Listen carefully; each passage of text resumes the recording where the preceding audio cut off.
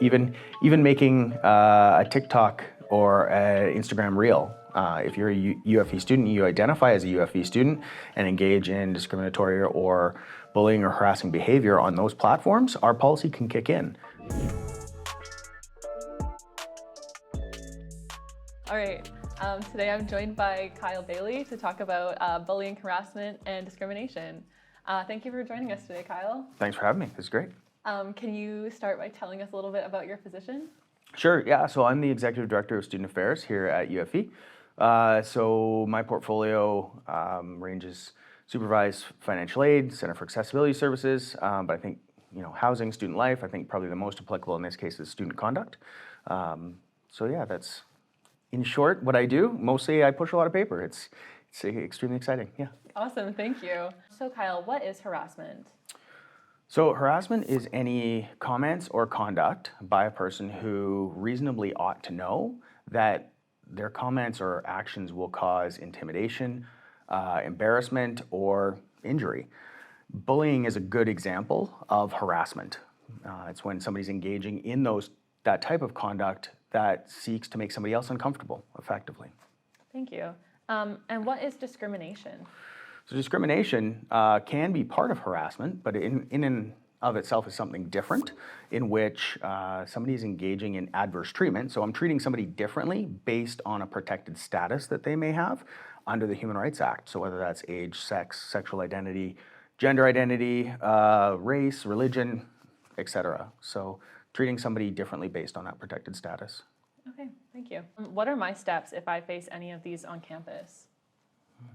That's a little bit of a trickier question because in some ways the way our policy is set up at UFE, it depends on who is doing the harassing or discriminating.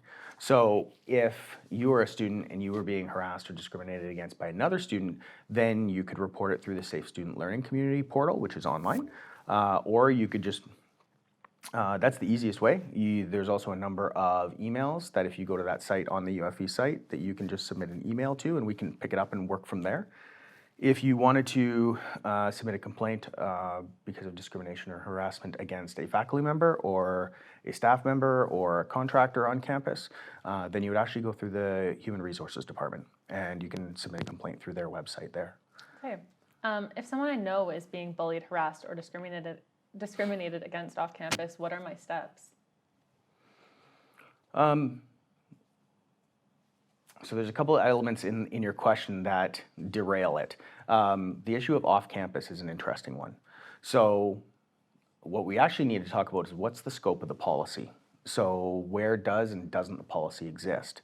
So if you are a student and your friend's a student and she or he or they are being discriminated or bullied against by another student, then absolutely our policy applies.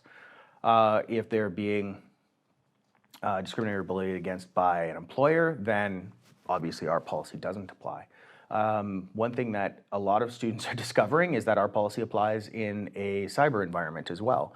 So for example, on a Discord server or on social media or even making a TikTok or an Instagram reel. If you're a UFE student, you identify as a UFE student and engage in discriminatory or bullying or harassing behavior on those platforms, our policy can kick in.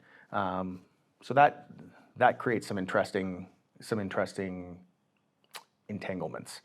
Definitely. I think when you're talking about the role of a friend or the role of a partner to someone who's experiencing this, the challenge that a lot of policies face is that they don't accept third-party complaints. So you can't complain on behalf of someone else. What you can do, though, is to support them through the process, let them know that you're there for them, help them identify other resources on campus that might support them through the process. You can even come talk to us and we can walk you through the process and provide you all the information that you would need to support your friend. And then ultimately you can become a supporter as you move through that process. One thing that I would say is that through any student-based harassment, discrimination investigation, what we do is we actually assign a student support coordinator to both the complainant and the respondent. It's not the same not the same person, it's separate people obviously, but the idea being that we understand that the process sometimes is the most daunting part. So when we assign a staff member to that student, it's so that they're there to answer questions, provide context on the process, what's happening next, why is it happening, and then that way it becomes a little bit more clear. People don't have to worry about the process as much, and ultimately they can just focus on working through whatever the issue is. Okay, thank you. Where can bullying, harassment, and discrimination take place? Great question. Obviously, it can happen in the classroom, it can happen outside the classroom, it can happen in residence halls, it can happen online.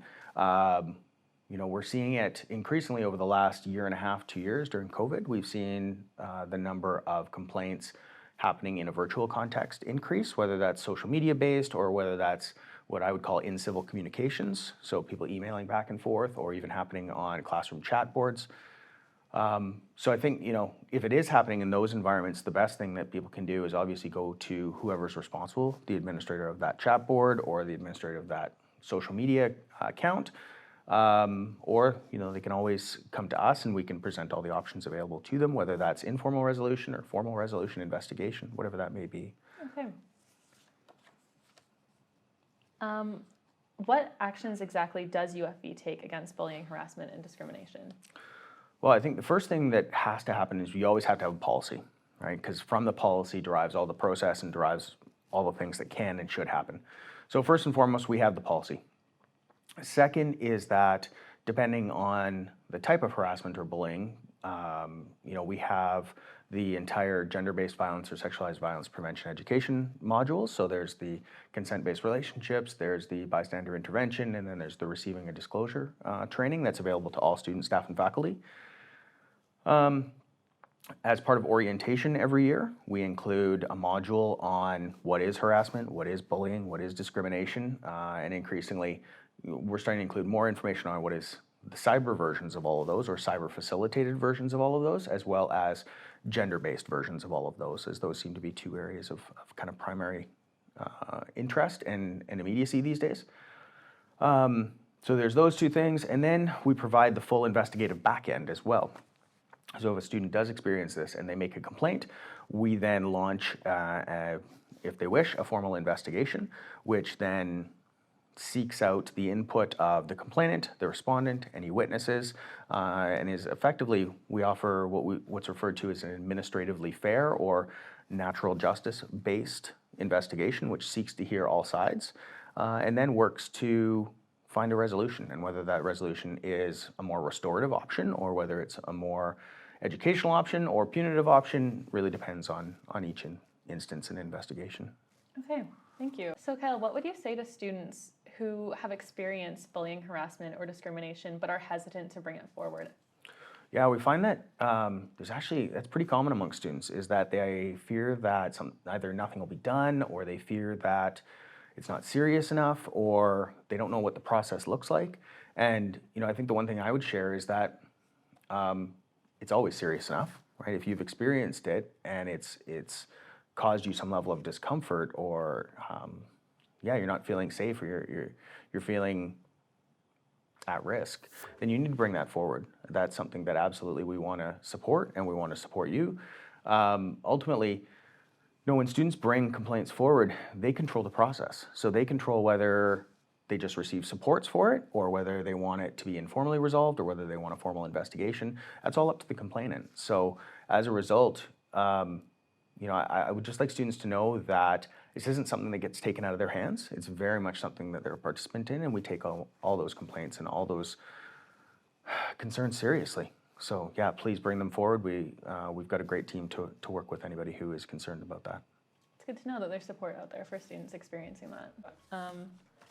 I think that answers a lot of our questions and clarifies a lot about bullying, harassment, and discrimination. Thank you for joining us today, Kyle. Thanks for having me.